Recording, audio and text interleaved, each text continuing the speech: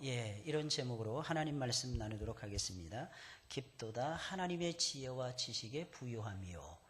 오늘 말씀을 통해서 도대체 하나님의 지혜가 무엇인지, 하나님의 지식이라는 것이 과연 어떤 것인지 오늘 말씀을 통해서 저와 여러분들이 배우는 시간입니다. 여러분, 사도 바울은 오늘 말씀을 통해서 하나님의 지혜와 지식이 측량할 수 없을 정도로 풍성하다라고 찬양을 하고 있습니다. 하나님의 구원 역사를 바라보면서 하나님의 지혜와 지식이 엄청나게 탁월하다라고 하는 진리에 이르렀기에 사도 바울은 그 놀라운 진리를 저와 여러분들을 향해서 선포를 하며 하나님의 지혜와 지식을 노래하며 찬양을 하고 있는 것입니다. 본문 33절 이하의 말씀을 통해서 사도 바울은 깊도다 하나님의 지혜와 지식의 부요함이요. 이 부요하다라고 하는 말은 엄청나게 풍성하다 이런 뜻입니다. 하나님의 지혜와 지식의 풍성함이요. 그의 판단은 측량치 못할 것이며 그의 길은 찾지 못할 것이로다. 누가 주의 마음을 알았느냐? 누가 그의 모사가 되었느냐? 누가 주께 먼저 드려서 갚으심을 받겠느냐? 이는 만물이 주에게서 나오고 주로 말미암고 주에게로 돌아갑니다. 영광이 그에게 세세에 있으리로다 라고 선포를 하고 있습니다. 여러분, 누가 주의 마음을 알 수가 있겠습니까? 여러분, 누가 주님의 판단을 헤아릴 수가 있겠습니까? 여러분, 누가 우리 주님이 만들어 놓으신 길을 찾아낼 수가 있겠습니까? 여러분, 더더욱이나 누가 주님의 모사가 될 수가 있겠습니까? 여러분, 주님의 모사라고 하는 말은 카운셀러라고 하는 뜻입니다. 누가 예수님을 카운셀러 할 수가 있겠습니까? 누가 예수님을 카운셀링 할 수가 있겠느냐는 것입니다. 여러분, 하나님의 지혜와 지식은 측량할 수 없을 정도로 엄청나게 탁월하십니다. 여러분, 헤아릴 수 없을 정도로 탁월하십니다. 이 말은 무슨 말이겠습니까? 대단하다라는 것입니다. 그 깊이가 대단하다라는 것입니다. 그 넓이가 측량할 수 없다라는 것입니다. 그 높이를 헤아릴 수가 없다라는 것입니다. 이게 하나님의 지혜와 지식의 바운더리였다라는 것입니다. 여러분, 그러니 누가 하나님의 모사가 될 수가 있겠습니까? 누가 하나님이 만들어 놓으신 길을 찾아낼 수가 있겠습니까? 하나님이 열어서 보여주시지 않는 이상에는 그 누구도 하나님이 만들어 놓으신 길을 찾아갈 수조차 없더라는 것입니다. 누가 하나님의 마음을 위로할 수가 있겠습니까? 그 누가 하나님의 마음을 헤아릴 수가 있겠습니까? 그래서 우리는 왕이신 하나님이 명령하시면 그대로 순복할 수밖에 없더라는 것입니다.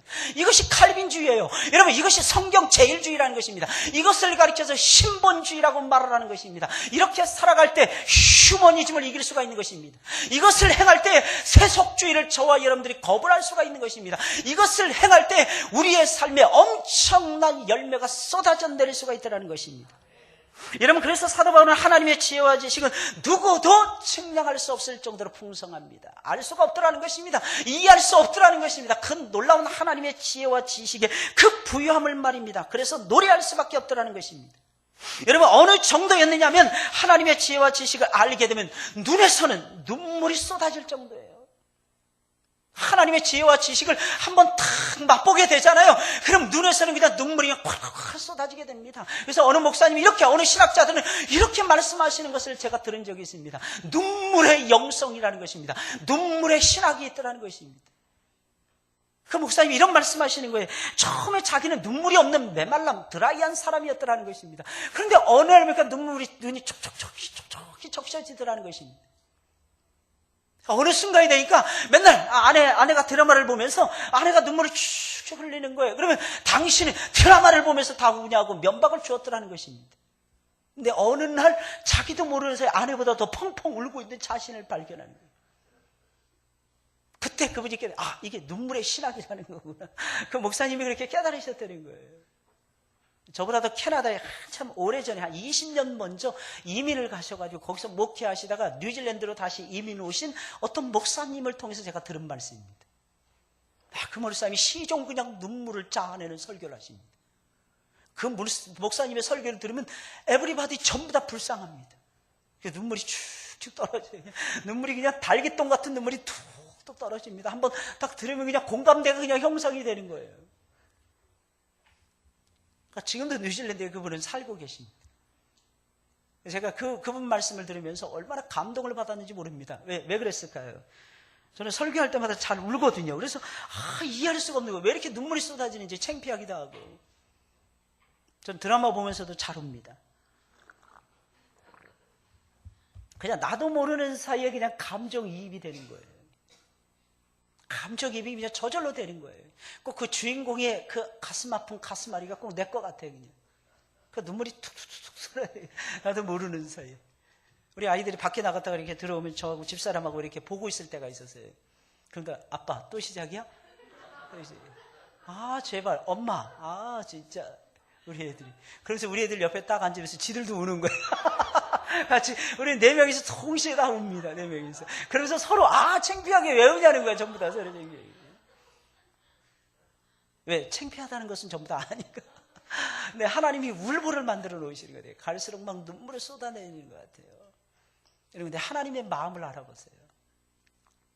그 목자 되신 아버지의 마음을 저와 여러분들이 한번 가슴판에다 새겨보세요. 그럼 이 눈물이 쏟아지지 않을 수 있는가? 눈이 메말라지신다면서요? 연세가 많아지시면. 근데 이상하게 우리의 눈은 항상 촉촉하게 적셔져 있는 거예요. 이유가 뭘까요? 드라마를 많이 봐서 그러는 거예요. 드라마를 많이 봐서. 드라마를 적게 보세요. 그럼 눈물이 안 나오시게 됩니다. 눈물이. 근데 여러분 아십니까? 아무나 드라마를 본다고 해서 눈물이 쏟아지는 것은 아니라는 거예요. 이상하게 하나님 생각하면 눈물이 쏟아지고 예수님 생각하면 눈물이 쏟아지는 거예요. 코끝이 치게 오는 거예요. 그분이 십자가 위에서 던진 말씀 7마디의 말씀만 생각을 하게 되면은 그냥 1000마디의 말씀만 생각을 해도 눈물이 쏟아지는 것입니다. 아버지, 저들의 죄를 용서하여 주옵소서. 저들이 하는 것을 저들이 알지 못함이니이다. 그 말씀만 딱 들어도 벌써 코끝이 치게 오는 것입니다. 여러분, 하나님의 지혜와 지식을 알게 되잖아요. 하나님의 부요하심을 만나게 되잖아요. 이상하게 기쁨과 웃음이 솟아나는 것이 아니라 눈물이 쏟아지더라는 것입니다. 이게 무엇을 얘기하는 것입니까? 그만큼 좋더라는 것입니다. 그만큼 편안하다는 거예요. 그만큼 충만하다는 거예요. 그만큼 올라오는 것이 있더라는 것입니다. 그리고 입에서는 찬양이 절로 터져 나올 정도라는 것입니다. 입에서는 저절로 그냥 찬양이 퍼져 나오는 것입니다. 여러분, 그럼 하나님의 지혜와 지식이 얼마나 탁월했기에 사도 바울은 하나님의 지혜와 지식을 찬양한 것입니까? 여러분, 첫째로 하나님의 지혜와 지식은 이스라엘은 넘어지게 하고, 참 하나님의 지혜와 지식은 엄청나게 얄궂습니다. 이스라엘, 자기 백성인 이스라엘은 넘어뜨리게 하시고 이방인들, 하나님을 멀리하고 하나님을 가까이 하지 않고 있었던 이방인들은 구원하시는 기가 막힌 구원의 지혜와 지식이었습니다.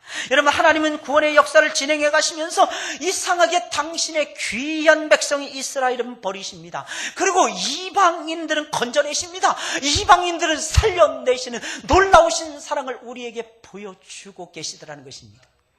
오늘 본문 11절에 있는 말씀, 그러므로 내가 말하노니 그들이 넘어지기까지 실족하였느냐? 그럴 수 없느니라. 저희의 넘어짐으로 구원이 이방인에게 이르러. 여러분, 이렇게 말씀을 하고 있습니다.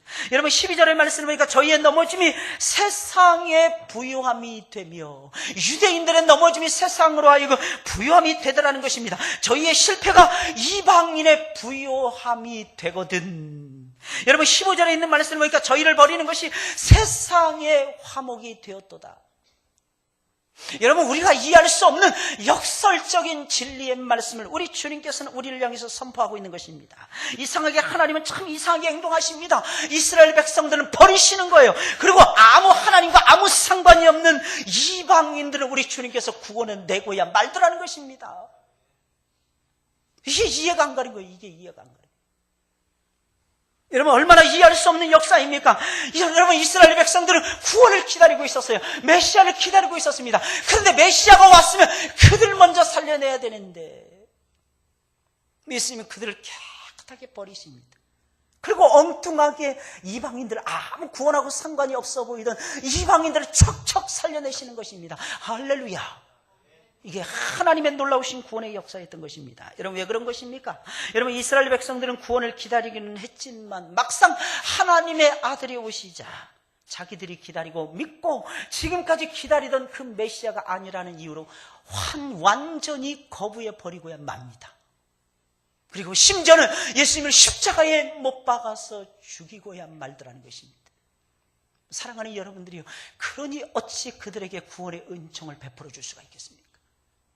이방인들은 하나님을 그동안 멀리하고 있었어요. 그런데 예수님이 오시자, 예수님이 하나님의 아들이시오, 예수님이 유대인으로 나셔서 그게 무슨 우리하고 상관이 있습니까? 너희하고 상관이 있어. 예수님은 하나님의 아들이셨으니까. 그리고 예수님은 말씀의 본체셨는데 말씀이 육신이 되어 너희 가운데 거했는데 그 아들 대신 예수 그리스도를 너희가 영접하기라도 하면 너희에게 하나님의 구원의 생명의 역사가 너희의 것이 되고야 말 거야.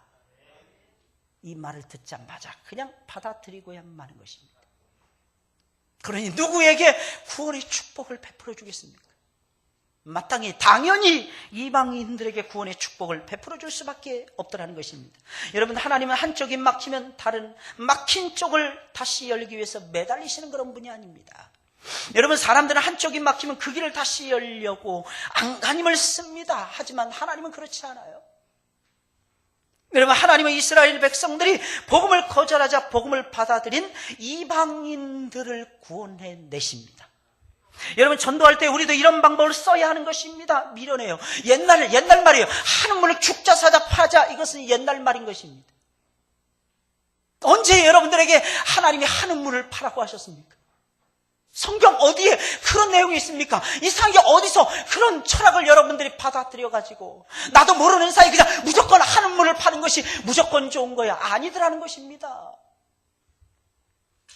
여러분, 전도할 때 우리는 가장 먼저 가까운 사람들에게 복음을 전파해야 됩니다. 여러분, 예수님은 이스라엘 백성들에게 먼저 복음을 증거하셨습니다. 그래서 예수님 말씀하시잖아요. 너희는 이방인의 길로도 가지 말고 사마리아인들의 골로도 가지 말라. 차라리 너희는 잃어버린 이스라엘의 양에게로 가라 라고 당부하셨습니다. 그러나 여러분들 아십니까? 예수님 부활하신 다음에는 예수님이 그렇게 말씀하지 아니하셨다는 것을 여러분 알고 계십니까? 예수님 그 다음에 어떻게 하셨습니까?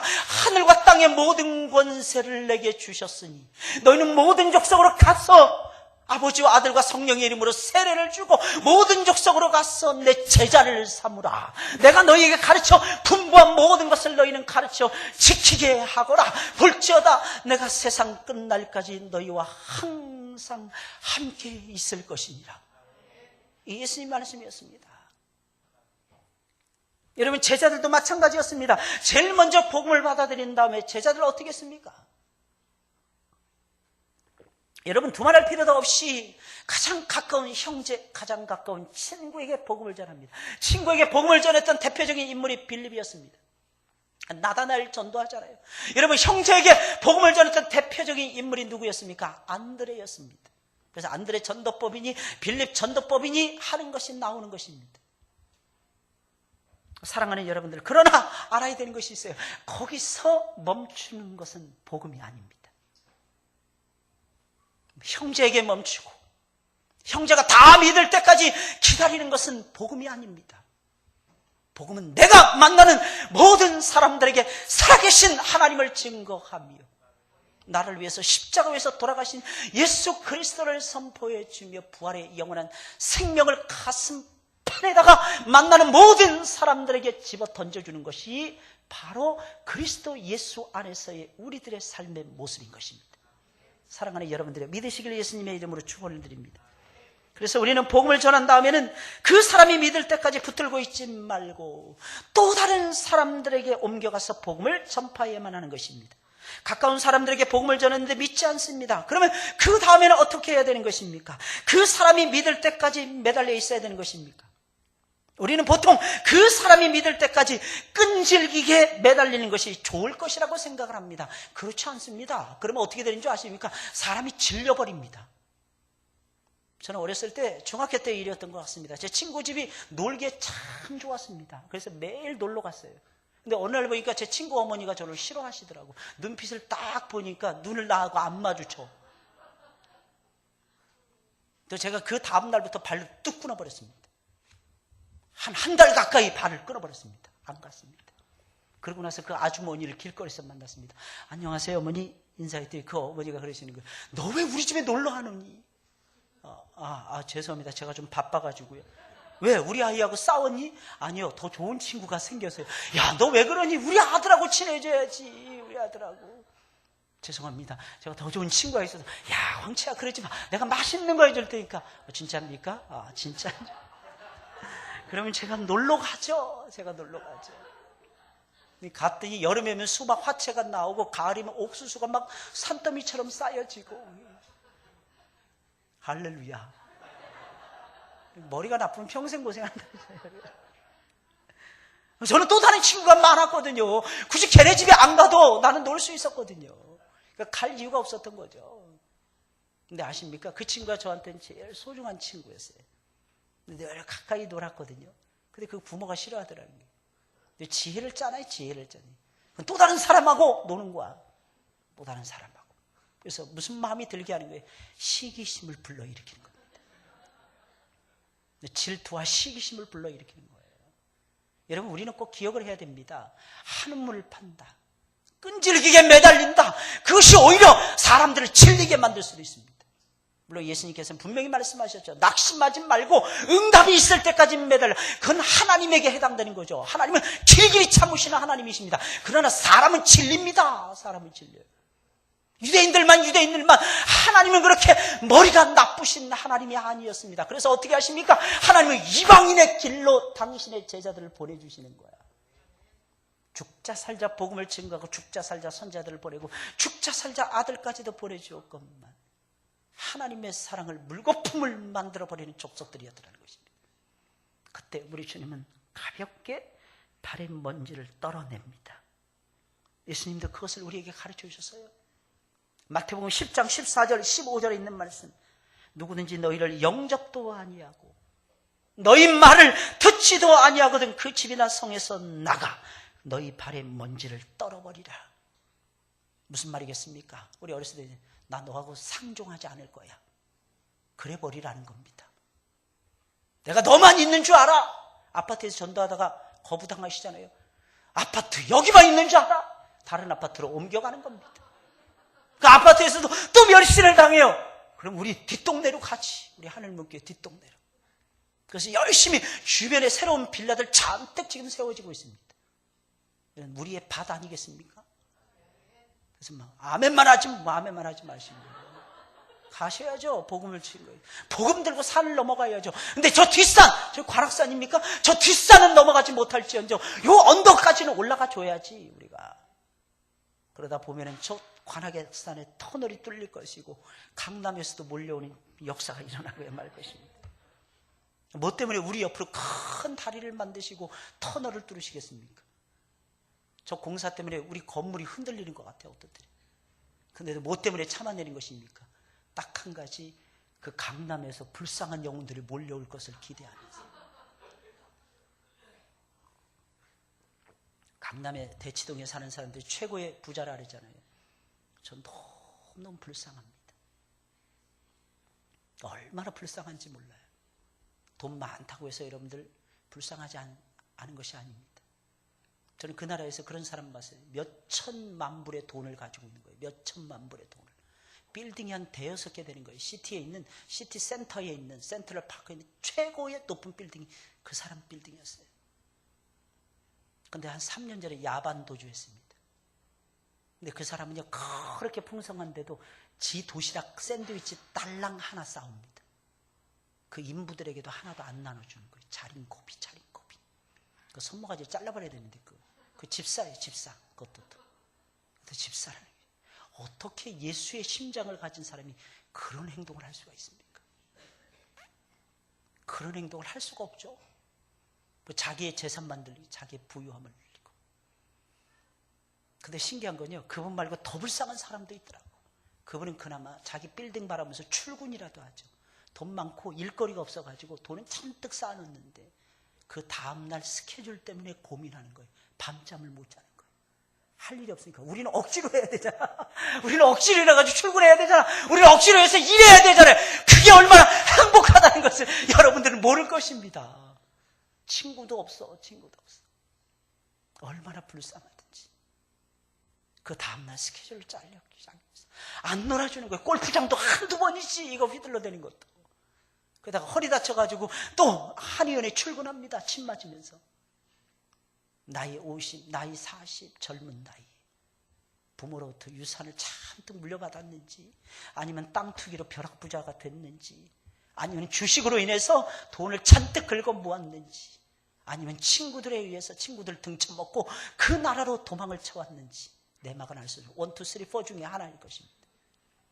어떤 모습이든지 불쌍하더라고요. 사랑하는 여러분들, 하나님의 마음을 헤아리시면서 살아가시길 예수님의 이름으로 축원을 드립니다. 여러분, 우리에게는 복음을 전하는 책임이 있습니다. 하지만 우리에게는 믿게 하는 책임은 없어요. 우리는 단지 복음만을 증거할 뿐이라는 것입니다. 예수님의 제자들은 유대인들이 모두 믿을 때까지 여러분, 그들에게만 매달려서 복음을 전파하지 않았습니다. 그들은 복음을 거절하는 유대인들을 놔뒀어요. 그리고 이방인들에게 복음을 전달했습니다. 전파했습니다. 만약에 유대인들이 다 믿을 때까지 매달렸다면 이방인들의 구원은 요원했을 것입니다. 수천 년이 지나, 아니 아직까지도 우리들에게는 복음이 전달되지 않을 수도 있었을 것입니다. 그래서 우리는 내 가족이 다 믿는 그때까지 기다릴 수 없어요. 오히려 안 믿는 사람들에게 복음을 전파하세요. 그럼 내 가족에게는 누군가가 와서 복음을 전파해 줄 거 아니겠습니까? 맨날 나, 내 가족, 내 식솔, 내 가족은 누가 책임지자는 것입니다. 제가 처음에 예수님 만나고 한 2년 차 되었을 때부터 저는 사형리 책자 들고 돌아다니면서 복음을 전파했습니다. 근데 마귀가 시험을 주더라고요. 무슨 시험을 주느냐? 우리 가족에서 너 혼자 믿는데 너는 네 가족부터 구원해야지. 여러분, 일견 타당한 생각이 들지 않습니까? 아, 하나님 맞네요. 그렇지 않습니까? 이게 주님이 주신 마음이 맞습니까? 내가 지금 복음 들고 거리를 돌아다니고 있는데 하나님. 근데 주님이 아니다. 광채야, 아니야. 나는 너를 통해서 이 거리에 죽어가는 문 영혼들을 살리고 싶어. 비록 너희 가족이 아직까지는 예수님을 안 믿는다 할지라도 너는 사도행전 16장에 나타나는 주 예수를 믿으라. 그리하면 너와 내 집이 구원을 받으리라 하시는 내 말씀을 믿지 못한단 말이냐. 그 말씀이 생각이 나더라고요. 그래서 열심히 조금 지나니까 제 후배들이 저한테 똑같은 고민을 하면서 저에게 물어오는 것이었습니다. 그때 제가 제 후배들에게 들려주는 말씀, 제가 체험한 걸 그대로 들려주었습니다. 우리는 복음 들고 사랑을 들고 세상으로 가야 됩니다. 내 주변에 있는 사람들이 다 믿을 때까지 기다렸다가는 아무도 구원하지 못할 수가 있습니다. 순서가 내가 믿고 가족이 믿고 세상이 믿으면 좋겠지만 이게 뒤집어진다 할지라도 우리는 아버지의 뜻에 순종을 해야 됩니다. 그러면서 아브라함에게 8명의 자식이 있었지만 7명은 버림을 당하고 1명 구원을 받았다는 그 성경 구절이 또 떠올라지는 거예요. 이삭에게 2명의 쌍둥이가 있었지만 한 놈은 예수님을 알고 한 놈을 버림을 받았다는 것을 저에게 일깨워 주시는 거죠. 다 구원받으면 좋겠죠. 그러나 구원은 처음부터 끝까지 하나님의 주권에 속하는 위대한 역사인 것입니다. 우리는 다만 순종할 뿐이라는 것입니다. 여러분, 미국 사람들이 대거 몰려와서 지금으로부터 130년 전에 한 번도 땅을 밟았습니다.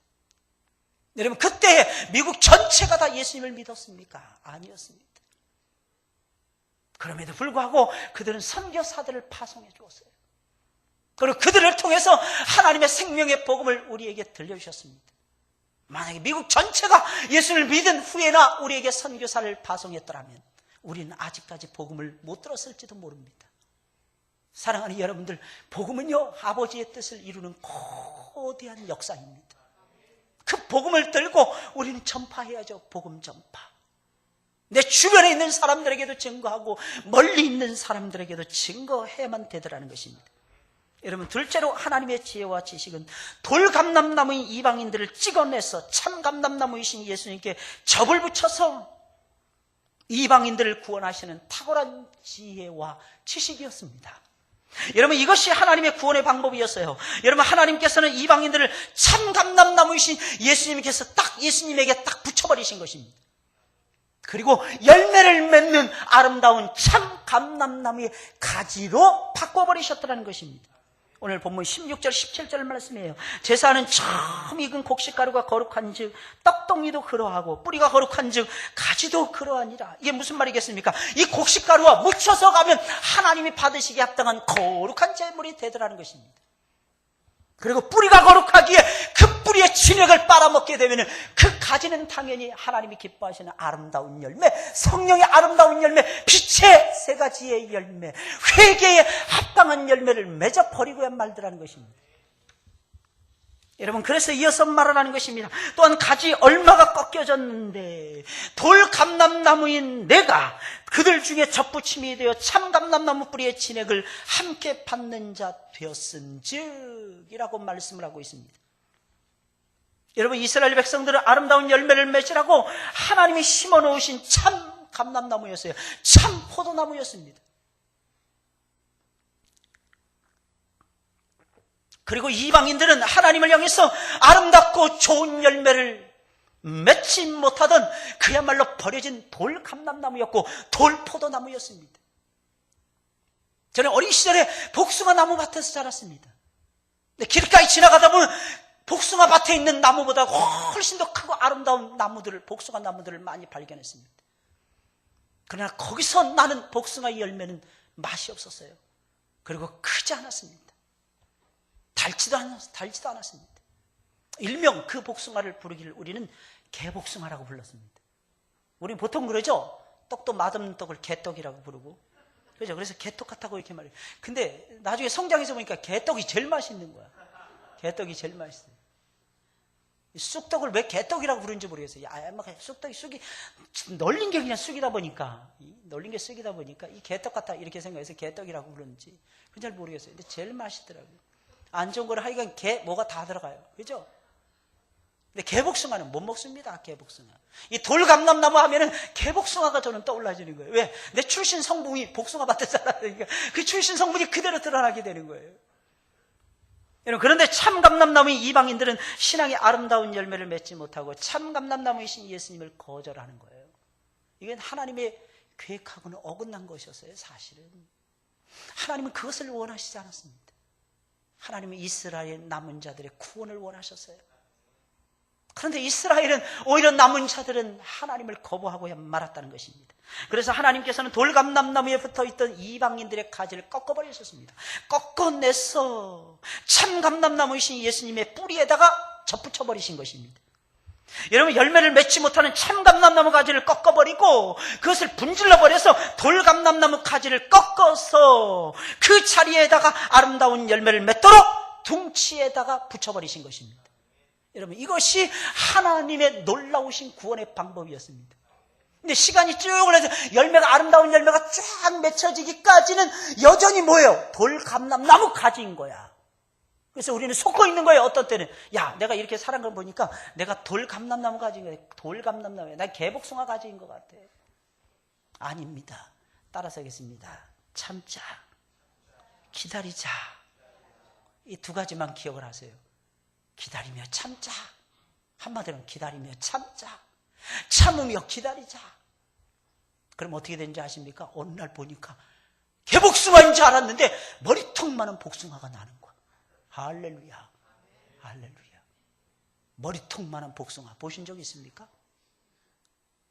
저는 머리통만한 고구마는 본 적 있어요. 머리통만한 고구마 있다니까요. 제가 아는 집사님이 뇌졸중으로 쓰러지셨다가 그로 인해서 예수님 만나신 분이 계셨어요. 그분은 신방을 가잖아요. 가부좌를 멋지게 탁 틀고 계십니다. 옛날에 보살님이셨기 때문에 보살의 자세를 유지하는 거예요. 딱 앉아서 가부좌 딱 들어서 복집을 말씀하세요, 목사님. 그래서 집사님 기가 질려서 설교를 못 하겠습니다. 연세가 60이나 70이 가라고. 근데 반이 이렇게 쓰러지신 거예요. 반이. 근데 며느리가 예수님을 신실하게 믿는 거예요. 그 며느리가 그렇게 사랑해 주는 거예요. 그 시어머니를. 누워 계실 때부터 다. 근데 그때 설상가성으로 할머니가 먼저 쓰러지셨어요. 할머니, 할아버지, 할머니, 시어머니까지 세 사람을 공양하는 거예요. 그렇게 계속 주물러주고 막 그냥 다 열일 다 제쳐놓고 이 할머니, 이 세 할머니들, 두 할머니하고 한 할아버지만 계속 집중해서. 그러다가 두 분은 하나님의 부르심을 받아서 예수님 영접하고 돌아가셨고 마지막 시어머니만 남아있는 거예요. 그런데 하나님의 은혜로 이 반이 회복이 되는 거 있죠. 근데 그분은 어떻게 하시냐면 오른쪽인데 오른쪽으로 힘을 써야 되니까 계속 왼손을 가지고 기도하시는 거예요. 그리고 왼손을 향해 오른손을 향해서 명령을 내리는 겁니다. 봐라. 너 오늘 수고 좀 해야 되겠다. 고생해야 된다. 오늘 내가 밭갈로 간다. 나는 놀 수 없다. 나는 뭐 한 가지라도 해야 된다. 70 가까우신 노인네가 80 넘도록 그걸 하시는 거예요. 동네에 쓰레기통은 다 쓰레기 더미로 잔뜩 쌓여있는 땅들은 전부 다 개간을 해가지고 당신의 텃밭으로 다 일구시는 거예요. 그리고 가을이면 대잔치를 벌이는 거예요. 목사님들부터 교육자들 다 초빙을 해가지고 한상 거나하게 차리는 거예요. 그때 저한테 하나를 딱 보여주시는데 깜짝 놀랐어요. 머리통만한 고구마인 거예요. 목사님, 하나님이 나를 불쌍히 여기셔서 딱 호미로 딱 찍었는데, 이게 찍은 거 보세요. 호미로 딱 찍었는데 세상에 전체가 다 고구마더라고요. 이 밭 이렇게 고구마는 이렇게 올라와 있잖아요. 이 전체가 다 딱 찍었는데 전체가 다 고구마 덩어리였어요. 진짜 사람 머리통만한 고구마였어요. 할렐루야. 대단하시더라고요. 그 좀 수고하잖아요. 그럼 봐라, 너 오늘 수고했다. 너 잘 쉬거라. 이러면서 걸어 다니시면서 교회를 나오시는 거야. 처음에 쩔뚝쩔뚝하게 교회를 나오는데 나중에 걸으시는 거야. 깜짝 놀랐어요. 그러면서 그분이 말씀하시는 거예요. 내가 이 고생을 했는데, 이 고생을 하면서 살아가는데 내가 아버지의 영광을 위해서 살지 아니하면 내가 누구의 영광을 위해서 살겠습니까? 그리고 오직 아버지의 영광을 위해서 당신을 움직이겠다는 거예요. 진짜 대단하죠? 하나님께서는 열매를 맺는 방법이 그런 방법이에요. 그런 방법. 우리는 가지가 딱 떨어질 때 아프죠. 이 가지가 무엇입니까? 세상이라고 하는 가지입니다. 이 가지가 무엇입니까? 세속적인 삶의 가지를 얘기하는 것입니다. 여러분, 세상에서 바쁘다 바빠. 아무리 바쁘게 여러분들 살아가 보세요. 과연 열매가 맺혀지는가? 없습니다. 정과 욕심을 전부 다 찍어내버려야 되는 것입니다. 그리고 오직 성령의 역사를 따라서 사랑하는 여러분들 움직이셔야만 됩니다. 그러다 보면 하나님께서 우리를 예수 그리스도의 그 둥치 안에, 예수님이 참 감람나무이시거든요, 가지를 탁 붙여버리시는 거야, 우리 주님께서. 그럼 어떻게 될까요? 죽어가는 것 같죠? 처음에는 말라가는 것 같죠? 아닙니다. 진액이 막 올라오는 거예요. 물이 막 솟아나서 올라오더라는 것입니다. 그리고 하나님의 말씀과 성령의 빛 가운데 들어가더라는 것입니다. 빛이 있어야죠. 전기 충격이 먹혀져야죠. 그래야지 광합성 작용을 할 거 아니겠습니까? 물과 양분만 있다고 해서 되는 것이 아닙니다. 그래서 우리는 언제나 말씀과 성령에 깨어 있어야만 되는 것입니다. 그러면 하나님께서 살려주세요. 그냥 붙어 있기만 하면 다 되느냐? 아니에요. 붙어 있어가지고 넌저리 나게 붙어 있어가지고 아무것도 안 하고 너털너털하게 살아가면 하나님께서 좋아하시지 않습니다. 성령의 빛을 쬐야 돼요. 말씀의 빛 가운데로 저와 여러분들이 당당하게 나아갈 줄 알아야 됩니다. 그러면 하나님께서 여러분들의 속에 에너지를 일으키십니다. 근육도 만들고 뼈다귀도 만들고 하나님께서 이것저것 전부 다 분비시켜 주시면서 우리를 통해서 하나님께서 당신의 복음에 수종될 수 있도록 또 건강을 주시더라는 것입니다. 사랑하는 여러분들이 믿으시길 예수님의 이름으로 축원을 드립니다.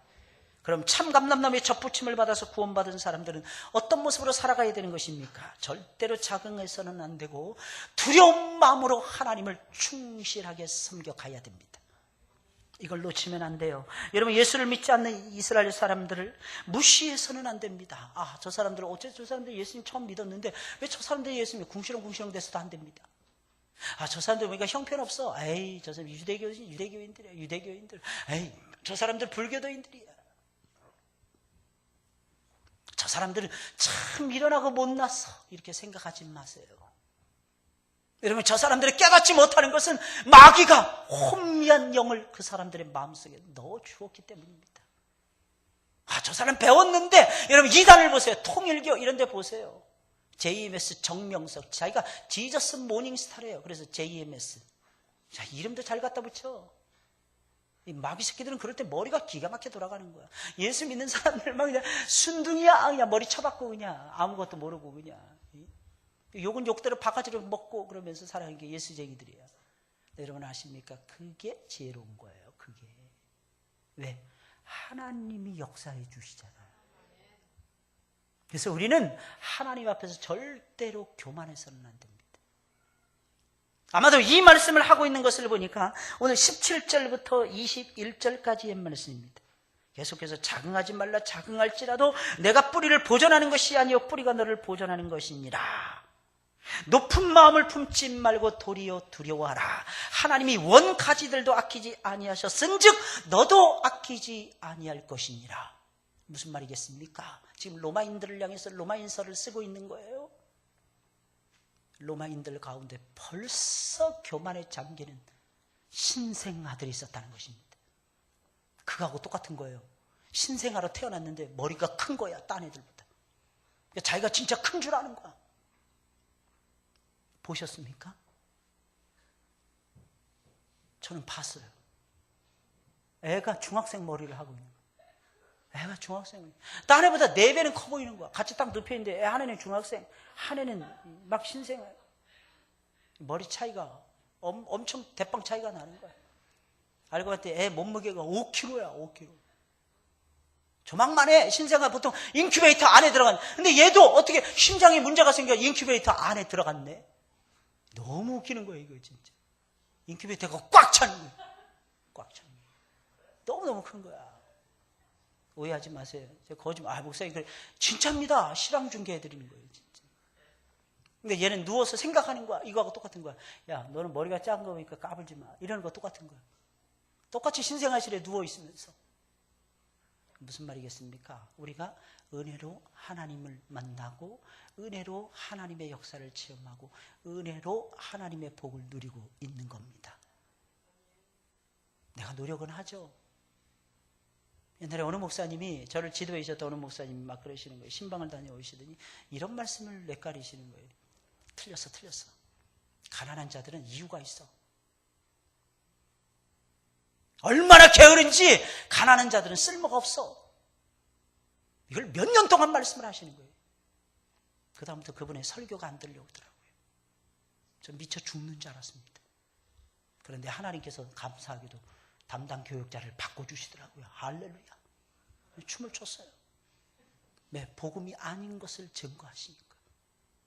근데 나중에 이분이 개고생하시더라고요. 노력을 바가지로 했는데도 노력을 진짜 쑥대밭이 만들 정도로 뛰어다니는데도 열매를 하나님이 안 줘버리시더라고요.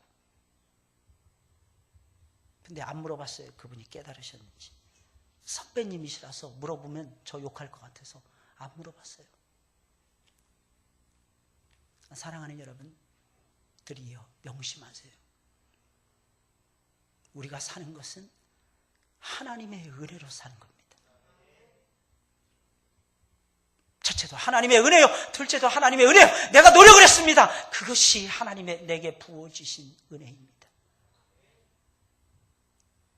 내가 다른 사람들보다 밤잠 안 자고 노력했어요. 일했어요. 그것도 내 공로가 아니고 주님의 사랑의 흔적으로 그렇게 되는 거예요. 하나님은 어떠한 경우라도 교만한 사람을 좋아하시지 않습니다. 왜 이스라엘 백성들이 구원에서 멀어져 갔습니까? 교만해서입니다. 우리는 하나님의 선택을 받은 특별한 백성들이야. 하나님 그게 아니었는데 내가 너희를 특별한 백성으로 삼은 것은 이방 나라들을 구원하기 위한, 너희를 제사장 나라로 삼기 위함인데, 이것을 모세를 통해서 하나님이 그들을 부르시는 그 순간에 시내산에서 내려오자마자 들려주신 하나님의 말씀이었고 하나님의 음성이었는데 이스라엘 백성들 그것을 놓쳐버리고 말았더라는 것입니다.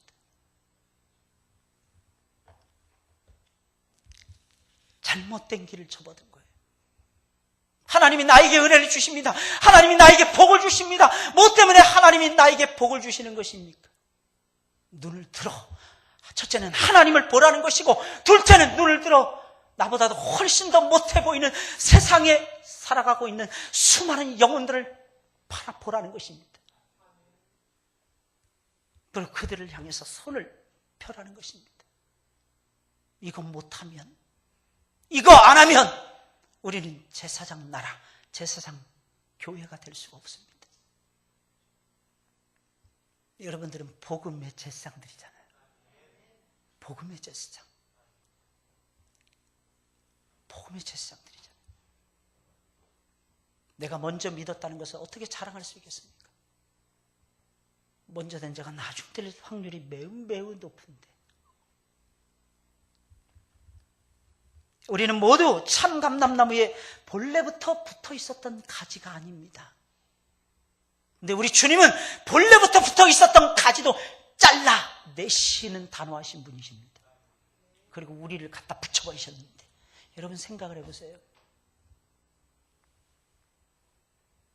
그런데 우리도 떨어져 나갈지 어떻게 알겠습니까?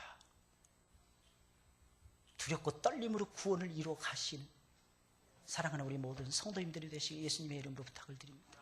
두렵고 떨림이에요. 두렵고 떨림. 마지막으로 하나님의 지혜와 지식은 이방인의 구원을 통해서 이스라엘 백성들로 하여금 시기하게 하심으로 온 이스라엘을 구원해 내시는 탁월하신 지혜와 지식이었어요. 다시 한번 설명을 해드립니다. 이방인들의 구원을 통해서 지금 현재는 이 이스라엘을 하나님이 버리신 것처럼 보일지라도 나중에는 그들로 하여금 시기 나게 하심으로 다시는 모든 족속들이 다 돌아올 때에, 이방인의 충만한 숫자가 찼을 때에 온 이스라엘의 백성들이 주님께로 모두 돌아오는 생명의 역사를 일으키시는 것이 하나님의 지혜였더라는 것입니다. 참 놀랍죠? 이게 하나님의 머리였어요. 여러분, 왜 하나님께서는 이스라엘을 버리신 것입니까? 왜 하나님께서는 이스라엘을 놔두고 이방인들을 먼저 구원하신 것입니까? 하나님의 아들을 죽인 이스라엘이 미워서 그렇게 하신 것입니까? 아닙니다. 이방인들을 먼저 구원하심으로 이스라엘 백성들의 마음속에 시기심이 일으키게 하시고, 그 시기심을 통해서 하나님께로 우리도 돌아가자, 우리도 하나님 안에서 복을 누리자, 우리가 2000년 넘게, 아니 수천 년 넘게 예수 그리스도를 믿는 그 사람들을 지켜보니까 저곳에 분명히 복이 있는 것 같아. 그리고 만약 어린아이처럼 뛰어가는 놀라운 역사를 일으키시기 위해서라는 것입니다. 여러분, 하나님 원가진 이스라엘을 버려두고 이방인들에게 구원을 베풀어 주셨습니다. 하나님의 말씀을 듣고 감동하며 순종을 잘하는 이방인들을 붙들고 일하셨습니다. 왜 그렇게 하신 것입니까? 그렇게 하다 보면 이스라엘 백성들도 시기가 나서 주님을 믿고 주님을 위해서 일할 것이 뻔했기 때문입니다. 여러분, 안 하는 사람들 너무 설득하려고 하지 마세요. 어떤 때는 물론 설득해야 됩니다.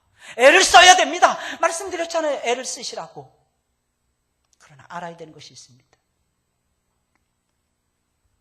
그러니까 무조건이 아니라는 것입니다.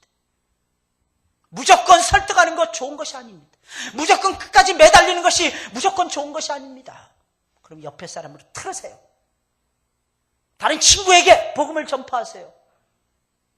그럼 그 사람이 복음을 듣고 응답할 때에, 교회들도 마찬가지입니다. 안 한다 하는 사람 계속 일시키면 안 됩니다. 그냥 놔둬야 돼요. 그리고 하는 사람 딱 붙들어야 됩니다.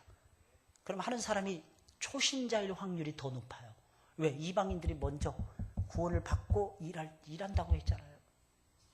그래서 먼저 믿은 사람, 나중에 믿은 사람, 교회는 질서가 있어야지. 누가 그런 질서를 세웠습니까? 누가 먼저 믿은 사람에게 기득권을 먼저 주라고, 우선권을 먼저 주라고, 이니셔티브를 먼저 주라는 것을 누가 말해줬습니까? 그런 내용이 없어요. 성경에 보면.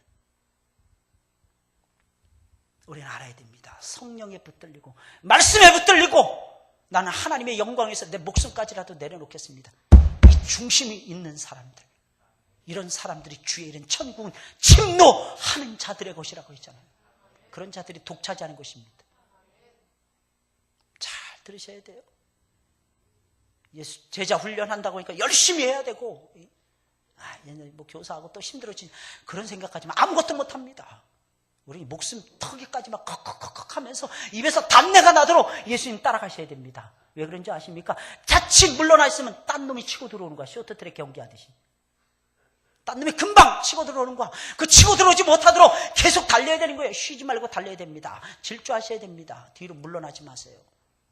하나님 물러나시면 이렇게 말씀하십니다. 우리가 물러나면, 야, 너 말고 쟤 먼저 뛰게 한다. 쟤 1번, 너 3번, 너는 2번도 안 돼.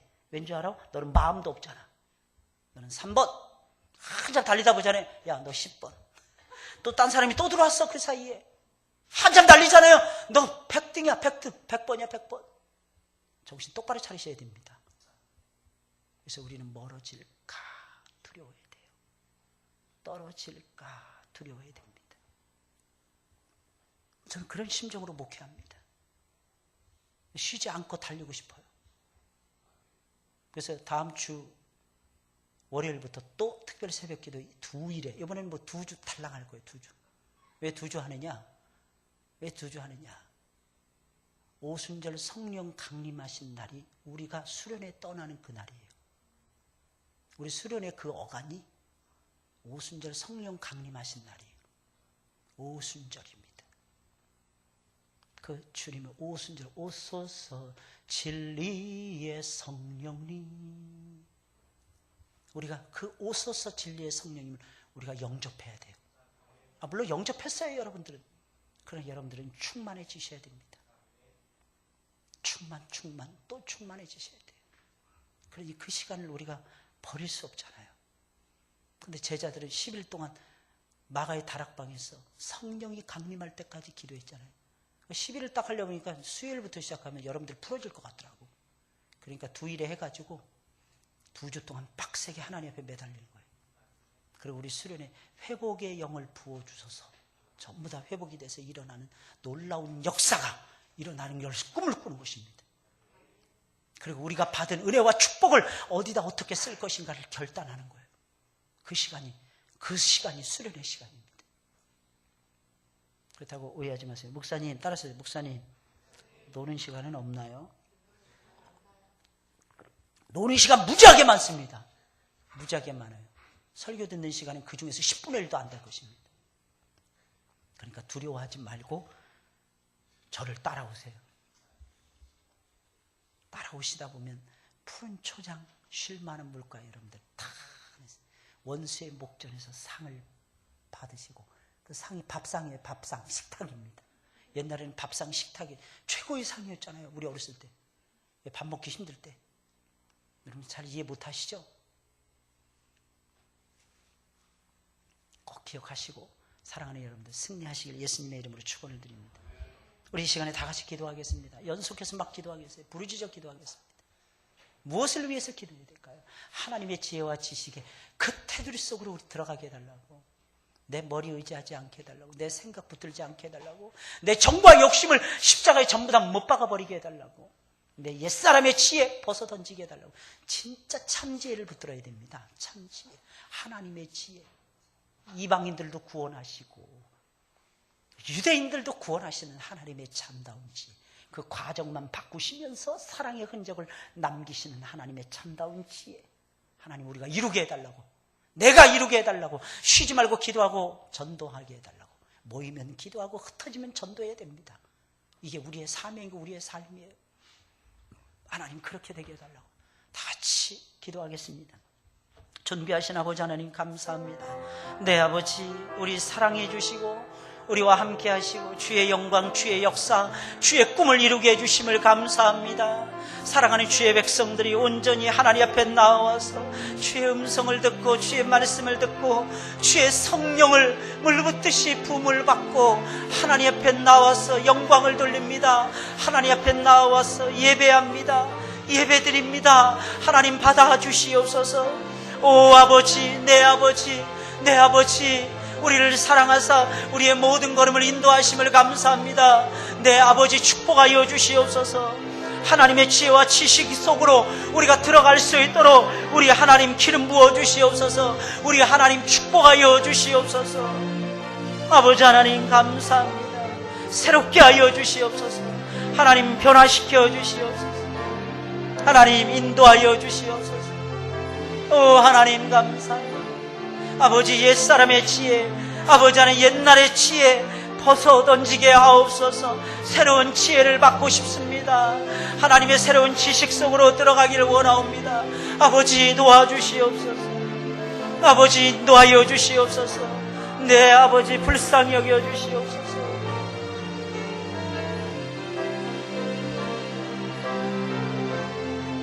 아버지 도와주시옵소서.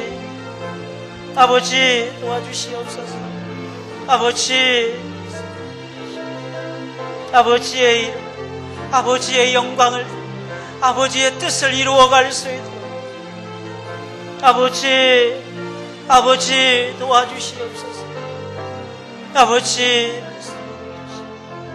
아버지께서 함께하여 주시옵소서. 아버지 우리를 깨워주시옵소서. 우리가 기도하기를 원하옵니다. 우리가 기도를 쉬는 죄를 범하지 않기를 원하옵니다. 하나님, 우리가 기도를 쉬지 말게 하옵소서. 우리가 온전히 기도로 하나님의 뜻을 만들어가게 하옵소서. 이루어가게 하옵소서. 하나님 사랑합니다. 우리가 전도로 하나님의 역사를 만들어가기를 원하옵니다. 아버지 도와주시옵소서. 아버지 도와주시옵소서. 아버지 열어주시옵소서. 아버지 불쌍히 여겨주시옵소서. 아버지 함께하여 주시옵소서. 아버지 도와주시옵소서. 오 하나님 감사합니다. 오 하나님 감사합니다. 아버지 감사합니다. 이어서 기도 제목 또 드립니다. 여러분, 우리의 삶에 왜 열매가 없는 것입니까? 여러분, 우리는 아버지 안에 거하고 있습니다. 우리는 예수 그리스도 안에 있어요. 여러분, 우리의 삶에 열매가 풍요로워져야 되는 것입니다. 우리 교회가 부흥해야 되는 것입니다. 각 기관이, 각 셀들이 성장해야만 되는 것입니다. 이게 아버지의 뜻이라는 거예요. 그런데 무엇 때문에 우리에게 열매가 없는 것입니까? 왜 생명력이 없는 것입니까? 혹시 예수님 안에 온전히 머물러 있지 못해서 그런 것은 아닙니까? 아니면 우리가 예수님 안에 있으면서도 의심해서 그러는 것은 아닙니까? 아버지의 뜻대로 우리가 살아가야 되는데 아버지의 뜻을 거부해서 그러는 것은 아닙니까? 우리는 예수님 안에 굳게 서서 예수님이 주시는 그 놀라우신 은혜 속에서 아버지의 뜻을 이루어가는 귀한 삶을 우리가 살아가야만 되는 것입니다. 다 같이 우리 기도하겠습니다. 하나님, 왜 나에게 열매가 없는 것입니까? 하나님, 나에게 열매를 달라고, 하나님 나에게 부흥을 달라고, 우리 몸된 교회가 부흥하게 해달라고 다 같이 우리 기도하겠습니다. 좋으신 아버지 하나님 감사합니다. 좋으신 아버지 하나님 고맙습니다. 언제나 우리와 함께 하시고 언제나 우리와 동행하여 주시고 언제나 우리에게 기름 부어주심을 감사합니다. 언제나 우리를 사랑해 주시고 언제나 우리에게 부어주심을 감사합니다. 하나님, 그런데 우리에게 열매가 보이지 않을 때가 있습니다. 하나님, 기다려야만 됩니까? 하나님, 언제까지 기다려야만 됩니까? 하나님, 우리가 예수님 안에 머물러 있는 것이 맞습니다. 하나님, 우리가 아버지의 뜻을 쫓아가는 것이 맞습니다. 내 아버지 불쌍히 여겨주시옵소서. 내 아버지 불쌍히 여겨주시옵소서. 아버지 도와주시옵소서. 아버지 도와주시옵소서. 무엇이 우리에게 진리입니까? 그 진리 안에서 우리가 행할 수 있도록 하나님 도와주시옵소서. 예수님이 진리입니다. 예수님의 입에서 나오는 말씀이 진리입니다. 하나님, 우리 또한 성령의 역사가 진리입니다. 오, 내 아버지 도와주시옵소서. 도와주시옵소서. 아버지 사랑합니다. 놓치지 말게 하여 주시옵소서. 놓치지 말게 하여 주시옵소서. 내 아버지 사랑합니다. 내 아버지 도와주시옵소서. 오 하나님 감사합니다. 하나님, 내 아버지 불쌍히 여겨 주시옵소서. 우리의 삶에 열매가 많아지게 하옵소서. 마음의 열매를 맺게 하옵소서. 생각의 열매를 맺게 하옵소서. 삶의 아름다운 열매를 맺혀 하나님의 영광을 드러내게 하옵소서. 오, 내 아버지 사랑합니다. 오, 내 아버지 사랑합니다. 감사합니다. 내 아버지 감사합니다. 우리 하나님은 너를 만드신 분 찬양하겠습니다. 하나님은 너를 만드신 분, 하나님은 너를 만드신 분, 너를 가장 많이 알고 계시며 찬양 드리겠어요.